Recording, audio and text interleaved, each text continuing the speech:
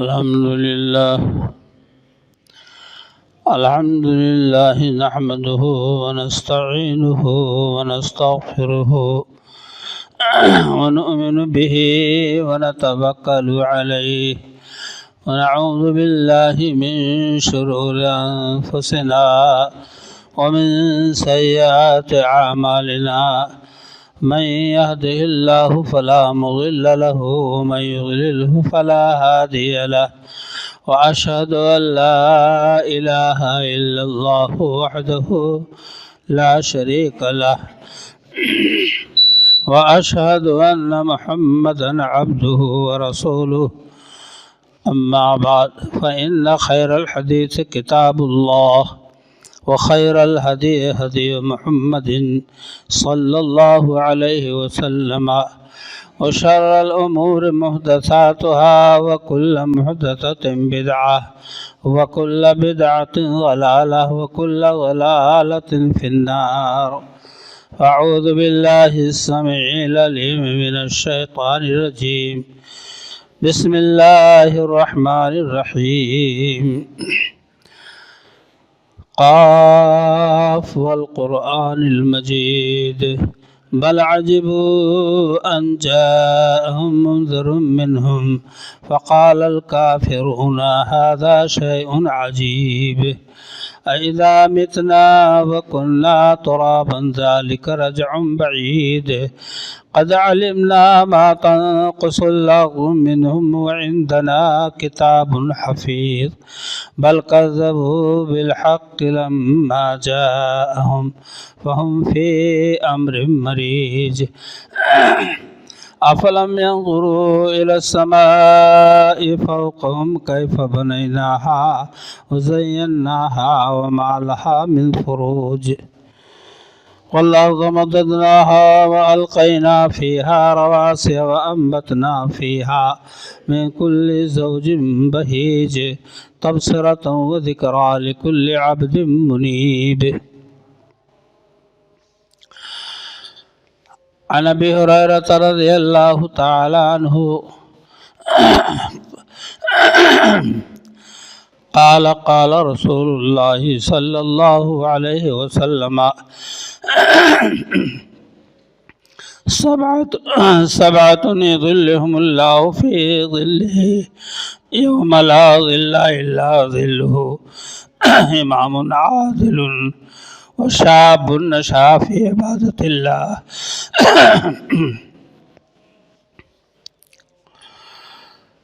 ورجل قلبه معلق بالمسجد إذا خرج منه حتى يعود إليه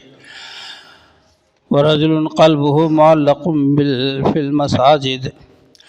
ورجلان تحابا في الله اجتمعا عليه وتفرقا عليه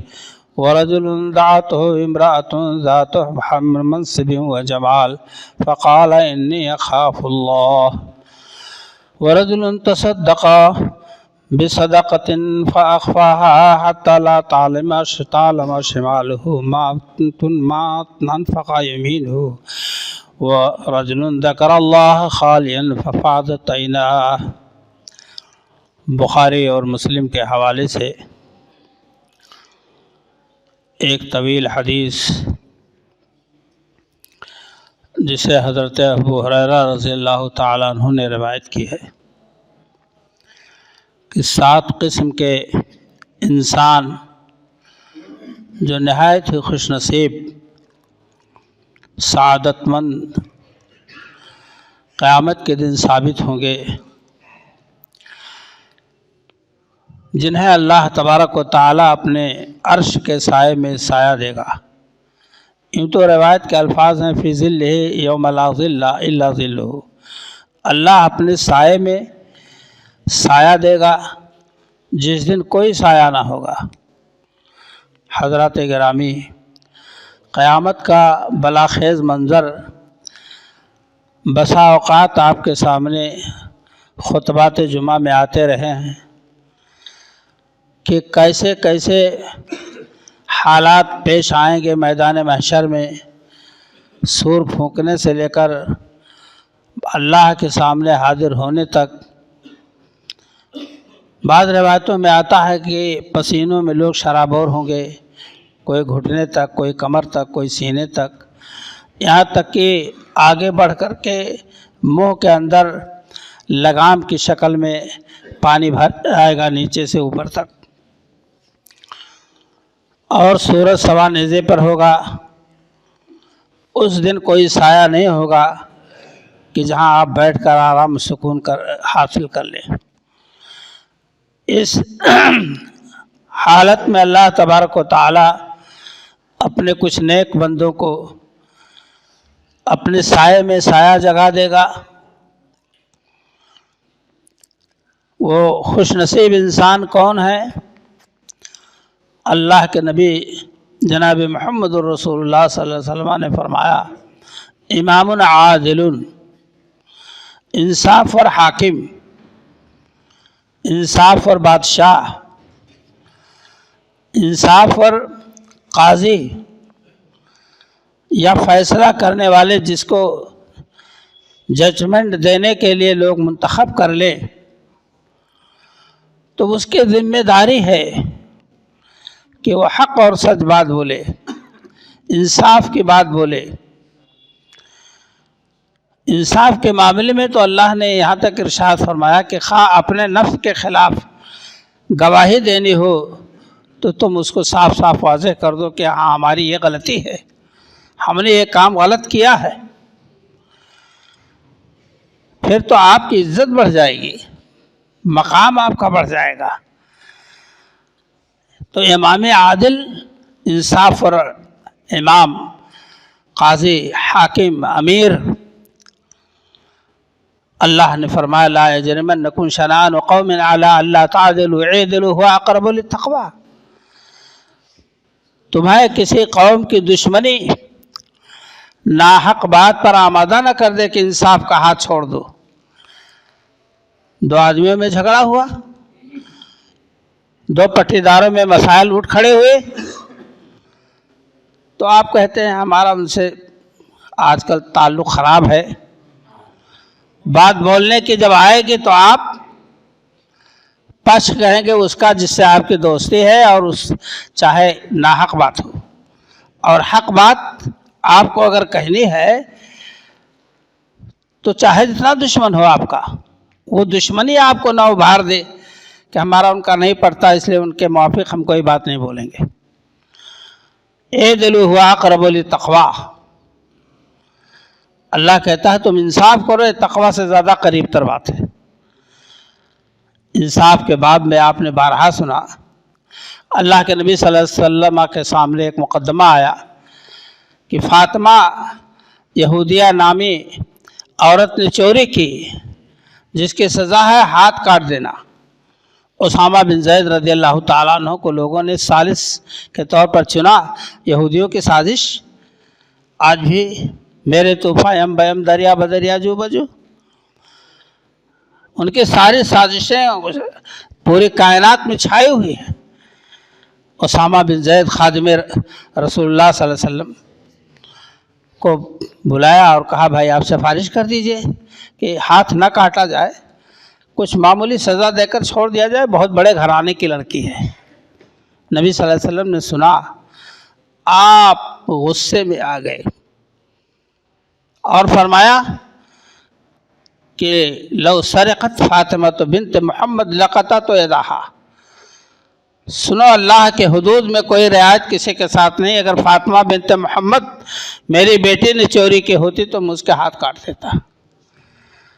انصاف کا تو یہ عالم،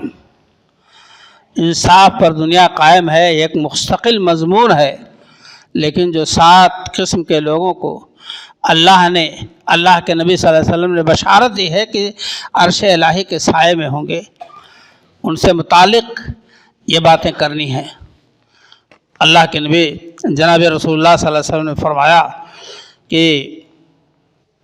وَشَابٌ نَشَأَ فِی عِبَادَةِ اللَّهِ، دوسرا آدمی وہ ہوگا جس کی پرورش نشو و نما عبادت میں ہوئی۔ ماں باپ نے اپنی پرورش، اپنی نگرانی میں اس بچے کو نیکی کی طرف مائل کیا، وہ اپنے اچھے دوستوں کے پاس بیٹھا، بزرگوں کی صحبت اختیار کی، اسی انداز پہ وہ پلتا بڑھتا چلا گیا، یہاں تک کہ اس کے رگ و ریشے میں اللہ کی عبادت سما گئی۔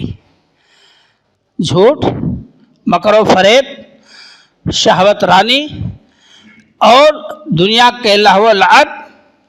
سے اس کو کوئی مطلب نہیں، اس کو بالکل نجھارا دے دیا۔ صرف اور صرف اللہ کی عبادت، بولے تو اللہ کی عبادت ہو، چلے تو اللہ کی عبادت ثابت ہو، کھانا پینا کمانا سب اللہ کی عبادت کے طریقے پر۔ شاب نشأ فی عبادت اللہ، جوانوں کو اللہ تعالیٰ نے بھی بڑی اہمیت دی ہے۔ انہم فتیۃ آمنوا بربہم وزدناہم ھدی، وہ چند نوجوان تھے اصحاب کہف جو اللہ کی ذات پر ایمان لائے، اور اللہ نے ان کے ایمان میں اور زیادتی پیدا کی، کیونکہ اللہ ہی کے ہو کے رہ گئے، شہر چھوڑ دیا، خاندان چھوڑ دیا، راتوں رات نکل کر کے ایمان بچانے کے لیے ایک کھوہ میں جا کر رات میں سو گئے، صبح سو گئے۔ اللہ نے ان کی تعریف قرآن میں کی،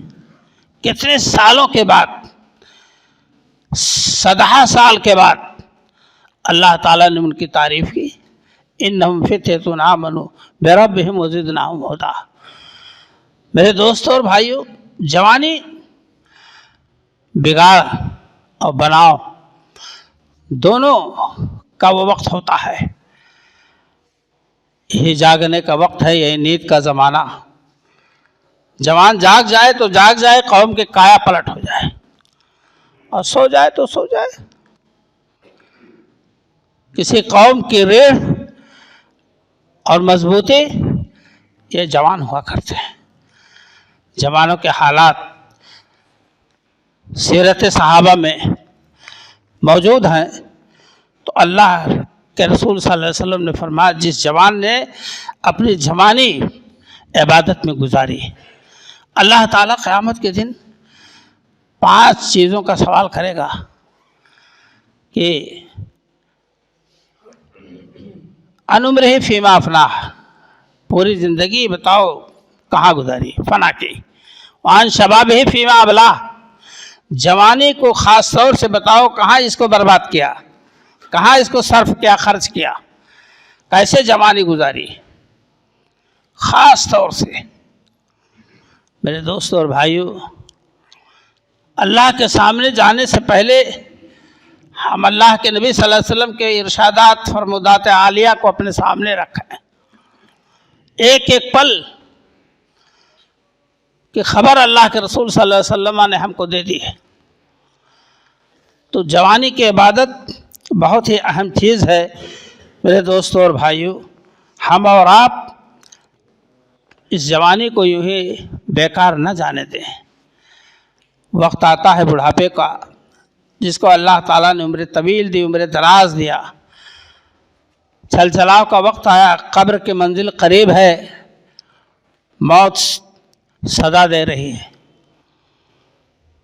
جوانی میں تو آدمی ٹھوکریں کھاتا ہے تو مسکرا کر چلا جاتا ہے، ٹھوکروں کا جواب قہقہوں سے دے دیتا ہے، لیکن جب کہول و ذہول طاری ہوتا ہے بڑھاپا، آدھا کمزور ہو گئے۔ اب جو نعوذ باللہ کہیں اگر آواز آ رہی ہے کسی میوزک کی، تو اس میں بھی پیغام موت سمجھتا ہے کہ اللہ اکبر۔ تو اللہ کے نبی صلی اللہ علیہ وسلم نے جوانی کی عبادت کو اور خود اللہ تعالیٰ نے بہت زیادہ پسند کیا ہے۔ اللہ کے رسول جناب محمد رسول اللہ صلی اللہ علیہ وسلم نے فرمایا کہ 5 چیزوں کو 5 چیزوں سے پہلے غنیمت جان لو۔ آپ نے فرمایا وہ 5 چیزیں کون ہیں؟ آپ نے فرمایا کہ شباب کا قبل حرم کا، اپنی جوانی کو اپنے بڑھاپے سے پہلے غنیمت جانو، اور غنا کا قبل فقر کا، مالداری کو غریبی سے پہلے کہ آج دے رکھا اللہ تعالیٰ نے، نیکیاں کما لو، غریبوں کی مدد کر لو، خود اپنے اوپر اپنے آل اولاد پر خرچ کر لو، اور اللہ کے رسول صلی اللہ علیہ وسلم نے فرمایا کہ فراغ کا قبل شغل کا، اپنی فراغت، فارغ البالی کو اپنی مشغولیت اور مصروفیت سے پہلے غنیمت جانو کہ اس فارغ البالی میں مجھے عبادت کا موقع ملا ہے، کل پتہ نہیں کیا حال ہو۔ اور حیات کا قبل موت کا، اپنی زندگی کو غنیمت جانو اپنے موت سے پہلے۔ تو جوانی کو حضور صلی اللہ علیہ وسلم نے فرمایا شباب کا قبل حرم کا، اپنی بڑھاپے سے پہلے اپنی جوانی کو غنیمت جان لو۔ آج جوان منہ چھپائے پھر رہا ہے، گرمی ہے سردی، گرمی میں سو نازک ترین مزاج ہے، گرمی محسوس ہوتی ہے کہ کون جائے گا، مسجد میں اتنی دور ہے۔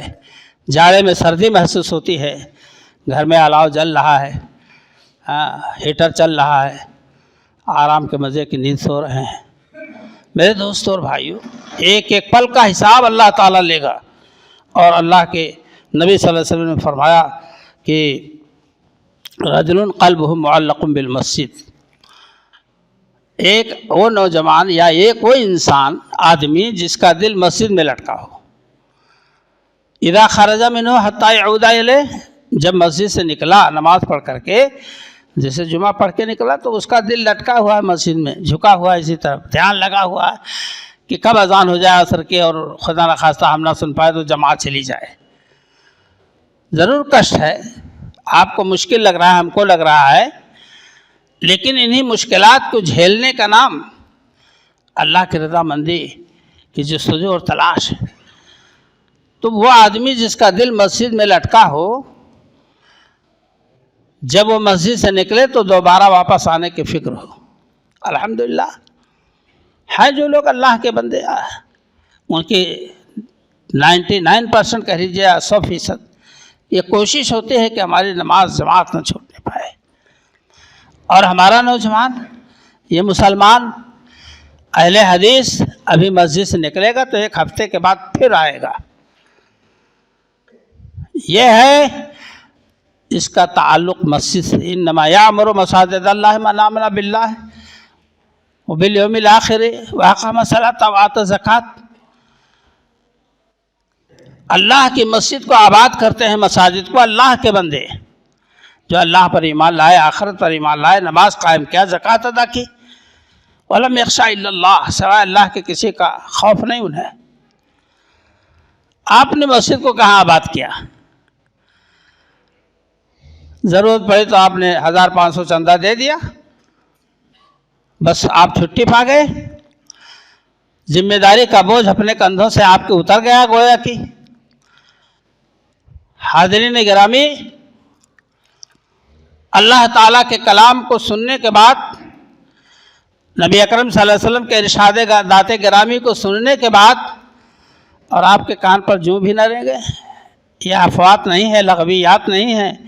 یہ قصے کہانیاں نہیں ہیں کہ آؤ چلو نماز پڑھو جمعہ کا بوجھ اتر جائے، پھر ایک ہفتے کے بعد دیکھا جائے گا، جان بچی تو پھر آ جائیں گے مسجد میں۔ اللہ کے نبی جناب محمد رسول اللہ صلی اللہ علیہ وسلم نے فرمایا وَرَجُلٌ قَلْبُهُ مُعَلَّقٌ بِالْمَسْجِدِ، اور بخاری کے روایت کے مطابق فی المساجد کا لفظ ہے۔ میرے دوستوں اور بھائیوں، آج مسجدوں سے ہمارا تعلق ختم ہے۔ حضور اکرم جناب محمد رسول اللہ صلی اللہ علیہ وسلم نے فرمایا المسجد بیت کل تقین، یہ مسجد ہر متقی کا گھر ہے، پرہیزگار کا۔ وہ مسجد ہی کو اپنا گھر بنا لیتا ہے، آیا ہے تحیۃ المسجد پڑھ کے بیٹھا ہے، اذان ہوئی،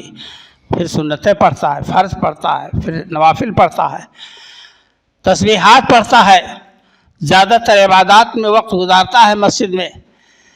اور اللہ کے نبی صلی اللہ علیہ وسلم فرمایا جس نے ایسا کیا، اللہ کی رضامندی کی طرف اور جنت کی طرف اس کو وہ چیز لے جائے گی۔ آج ہم اس تمام چیزوں کو معمولی سمجھ رہے ہیں، یہ بہت ہی اہمیت کی حامل چیزیں ہیں۔ اللہ کے نبی صلی اللہ علیہ وسلم نے فرمایا کہ جو شخص مسجد کی طرف صبح و شام آیا گیا تو اللہ تعالیٰ اس کے لیے جنت میں گھر بنا دیتا ہے۔ تو صبح و شام سے مراد کہ عصر کی نماز ہے، مغرب کی نماز ہے اور فجر کی نماز ہے، تو اللہ تعالیٰ اس کے لیے جنت میں گھر بنا دیتا ہے۔ آپ نے فرمایا من غدا الی المسجد اور راحا، جو صبح اور شام جو ہے اس نے مسجد میں جا کر گزارے تو اعد اللہ لہ نزلۃ فی الجنہ، اللہ تعالیٰ اس کی مہمانی جنت میں فرمائے گا۔ مہمان کی مہمان نوازی آپ جانتے ہیں کہ مہمان نوازی کیسی کی جاتی ہے، اور اللہ جب جس کی مہمان نوازی کرے گا اس کا اندازہ ہمارے آپ کے دماغ اور دل سے باہر ہے۔ کیسی مہمانی کر دے گا ہم آپ اس کو سمجھ نہیں پائیں گے۔ برادران اسلام، ورجلان تحابا فی اللہ اجتماع علیہ و تفرقا علیہ، دو آدمی ایک دوسرے سے محبت کرتے ہیں، اجتماع علیہ اللہ ہی کے نام پر اکٹھا ہیں، اور اگر جدائی ہوئی ایک دوسرے سے کٹ ہوا تو اللہ ہی کی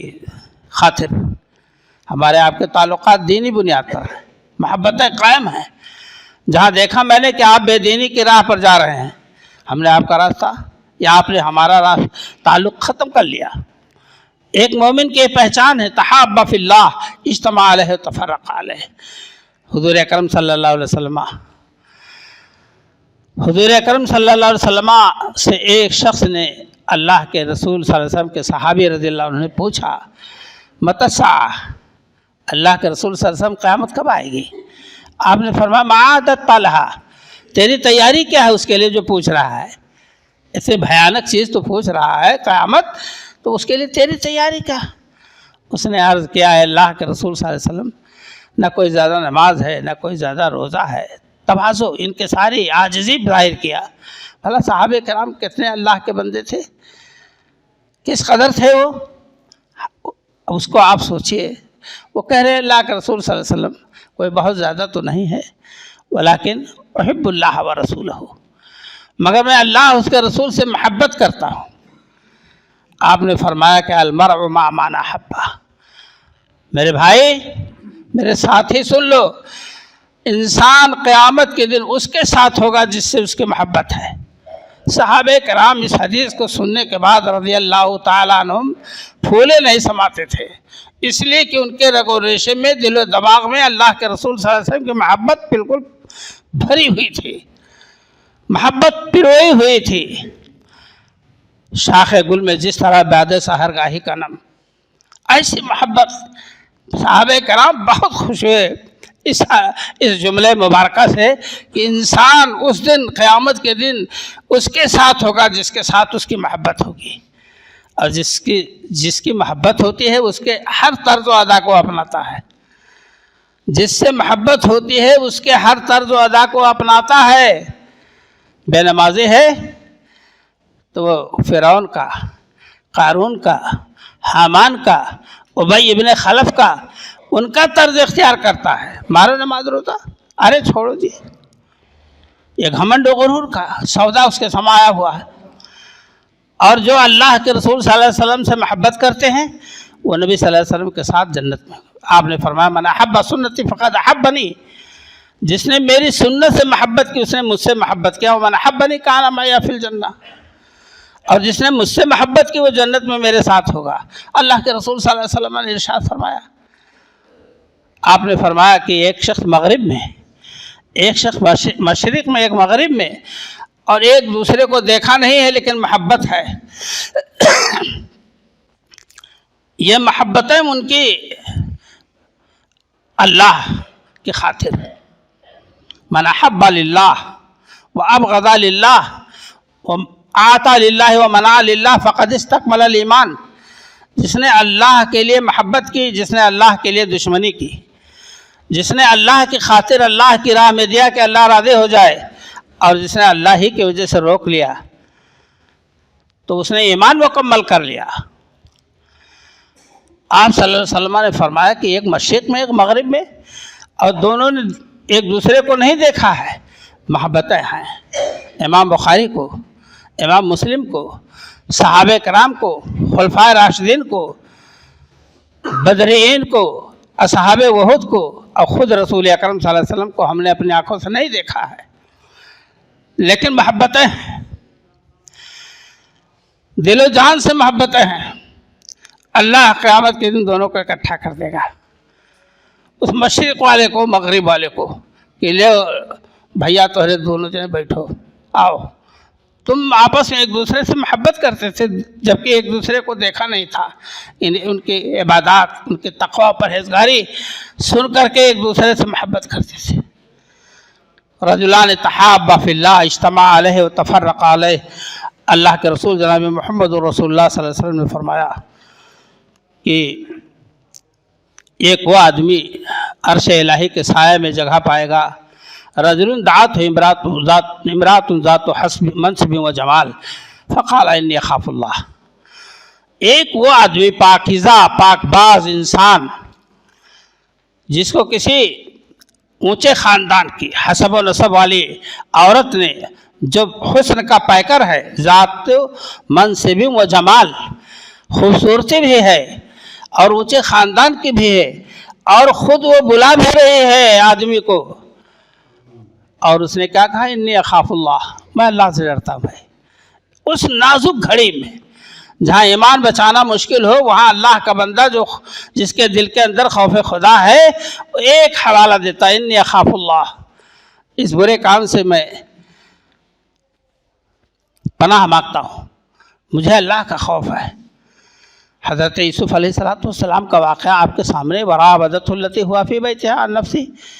وغلقت الابواب وقالت حيث لك قال معاذ الله انه ربي احسن مثواي انه لا يفلح الظالمون۔ عزیز مصر کی بیوی جس کا نام عام طور سے زلیخا بتایا جاتا ہے، یوسف علیہ السلام زرخرید غلام تھے، چند ٹکوں پر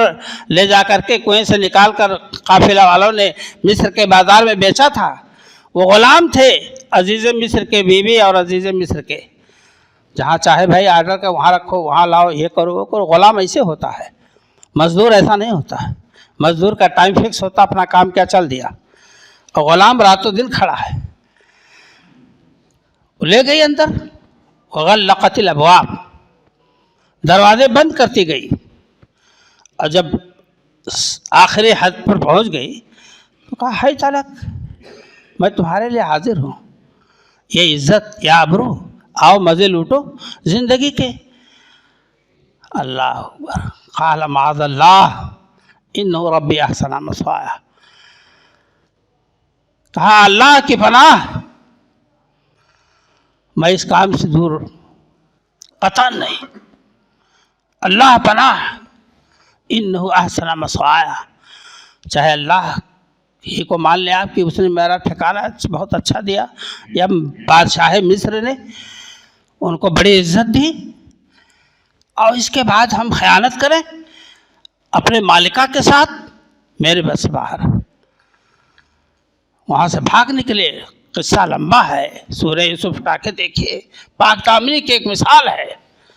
وغلقت الابواب وقالت حیث لک، اپنے نفس کے بارے میں پھسلایا بہلایا اور دروازوں کو بند کیا اور اپنے آپ کو سراپا پیش کر دیا عزت آبرو لٹانے کے لیے۔ یوسف علیہ السلام نے پناہ مانگ لی، اور تو یہ پاک دامنی ہے جس نے اس چیز کو اختیار کیا، عرش کے نیچے اللہ کے یہاں قیامت کے دن سایہ پائے گا۔ اس سائے کی اگر ہم کو تلاش ہے، تڑپ ہے حاصل کرنے کی، تو ہمیں ان اوصاف کو، ان خصوصیات کو اپنے اندر پیدا کرنا ہوگا۔ اللہ کے نبی جناب رسول اللہ صلی اللہ علیہ وسلم نے فرمایا، وَرَجُلٌ تَصَدَّقَ بِصَدَقَةٍ فَأَخْفَاهَا حَتَّى لَا تَعْلَمَ شِمَالُهُ مَا تُنْفِقُ يَمِينُهُ، ایک وہ آدمی جس نے اللہ کی راہ میں خرچ کیا، یا مسجد کا کام ہو رہا ہے بھائی، لو چپکے سے اس کو لگا دو، غریب کے ہاتھ پہ رکھ دیا، کپڑے بنوا لو، رضائی سے لبا کے دے دیا، تو فَأَخْفَاهَا، اس کو اس نے چھپایا، حَتَّى لَا تَعْلَمَ شِمَالُهُ مَا تُنْفِقُ يَمِينُهُ، اس کے بائیں کو نہیں خبر کہ داہنے نے کیا خرچ کیا۔ اتنا اخلاص سے بھرا ہوا کام جو کرے گا اللہ کی راہ میں، قیامت کے دن، اس دن اللہ تعالیٰ اس کو سایہ دے گا جس کے پاس جس دن کوئی سایہ نہیں ہوگا۔ میرے دوستوں اور بھائیوں، یہ کیا ہے؟ صدقات، خاموشی اور چپکے کا صدقہ جہنم کی آگ سے بچاؤ کا ذریعہ ہے۔ اور ساتویں بات رسول اکرم صلی اللہ علیہ وسلم نے ارشاد فرمایا کہ رجل ذکر اللہ خالیا ففاضت عیناہ، ایک آدمی وہ جس نے تنہائی میں اکیلے میں اللہ کو یاد کیا اور اس کی آنکھوں سے آنسو جاری ہو گئے۔ عوام کے سامنے نہیں، کوئی اہمیت نہیں اس کی، اس کو سینکڑوں لوگ سمجھیں گے دکھاوا ریاکاری ہے۔ اسی لیے بار بار قرآن میں بھی آیا ہے کہ چپکے چپکے اللہ کو پکارتے ہیں۔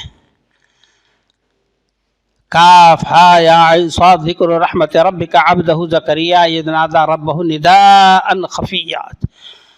چپکے چپکے اور خیفۃ و دون الجہر۔ اور اللہ کے رسول صلی اللہ علیہ وسلم کی حدیث آپ سے میں نے پڑھ کے بتایا کہ رجل ذکر اللہ خالیا ففاضت عیناہ، تنہائی میں اس نے اللہ کو یاد کیا اور اس کی آنکھوں سے آنسو جاری ہوا۔ اللہ کی عظمت، اس کا جاہ و جلال اور اللہ کا عذاب اس کے گرفت سے سوچا اور اپنے اندر قصور، غلطی محسوس کیا اور رویا اللہ تعالیٰ سے۔ تو اللہ تعالیٰ قیامت کے دن ایسے شخص کو اپنے عرش کے نیچے سایہ دے گا۔ آپ دیکھ رہے میرے دوستوں اور بھائیوں کہ وَإِذَا سَمِعُوا مَا أُنزِلَ إِلَى الرَّسُولِ تَرَىٰ أَعْيُنَهُمْ تَفِيضُ مِنَ الدَّمْعِ مِمَّا عَرَفُوا مِنَ الْحَقِّ، جب حضرت جعفر طیار رضی اللہ تعالیٰ عنہ نے اصحمہ نجاشی کے دربار میں قرآن کی آیتیں تلاوت کی، سورہ مریم کی تلاوت کرنا شروع کی کہ نجاشی کی آنکھوں سے آنسو بہہ پڑے۔ اسی منظر کو اللہ نے یہاں نقل کیا، وَإِذَا سَمِعُوا مَا أُنزِلَ إِلَى الرَّسُولِ تَرَىٰ أَعْيُنَهُمْ تَفِيضُ مِنَ الدَّمْعِ مِمَّا عَرَفُوا مِنَ الْحَقِّ، حق کو وہ سمجھ گئے، آنکھوں سے آنسو جاری ہو گئے جو کچھ آپ پر نبی اتارا گیا جب ان کو پڑھ کر سنایا گیا۔ اللہ کے نبی جناب محمد رسول اللہ صلی اللہ علیہ وسلم نے فرمایا کہ عینان لا یمسہما نار، دو آنکھیں ایسی ہیں جن کو جہنم کی آگ چھو نہیں سکتی ہے۔ عین بکت، ایک وہ آنکھ جو روئے من خشیت اللہ، اللہ کے خوف سے،